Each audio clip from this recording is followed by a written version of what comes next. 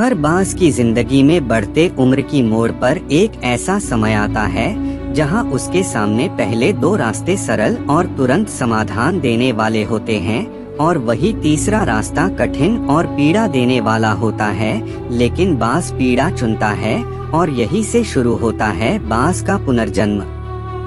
हमारे जिंदगी में कई ऐसे मौके आते हैं जब हमें परेशानियों का सामना करना पड़ता है। कई लोग तो जीवन में संघर्ष कर आगे निकल जाते हैं और कई अपने हालातों से हार मानकर खुद को जिंदगी के हवाले कर देते हैं। ऐसे में हमारी जिंदगी और हमारा खुद का कोई वजूद नहीं रहता। दुनिया उसी को सलाम करती है जो अपने कलाम खुद लिखते हैं। सिर्फ इंसान ही नहीं, कुदरत में हर प्राणी के साथ ऐसा होता है। तो आइए जानते हैं बांस के जीवन से जुड़ी आश्चर्यजनक किंतु एक ऐसा सत्य जो हम सबको प्रेरणा देगा। बांस लगभग 70 वर्ष जीता है, परंतु अपने जीवन के 40वें वर्ष में आते आते उसे एक महत्वपूर्ण निर्णय लेना पड़ता है। इस अवस्था में उसके शरीर के तीनों प्रमुख अंग बेअसर होने लगते हैं। पहला, पंजे लंबे और लचीले हो जाते हैं और शिकार को पकड़ने में कमजोर हो जाते हैं।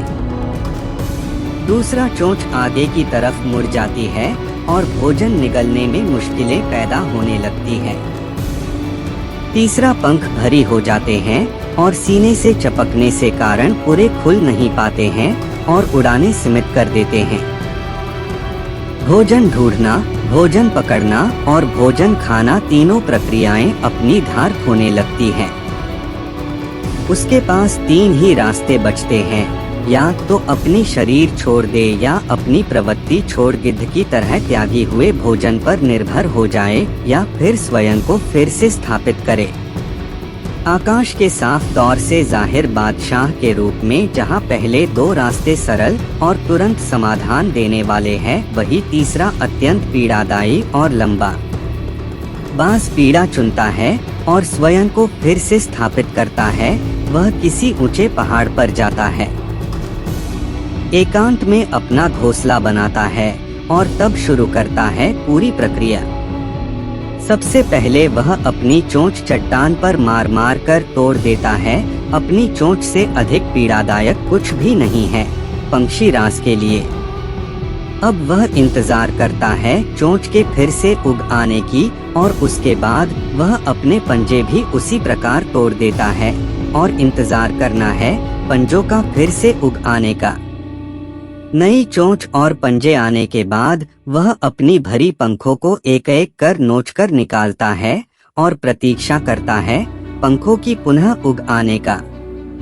150 दिन की पीड़ा और इंतजार और तब उसे मिलती है वही भव्य और ऊंची उड़ान। इस पुनर्स्थापना के बाद वह ऊर्जा, सम्मान और गरिमा के साथ 30 साल और जीता है।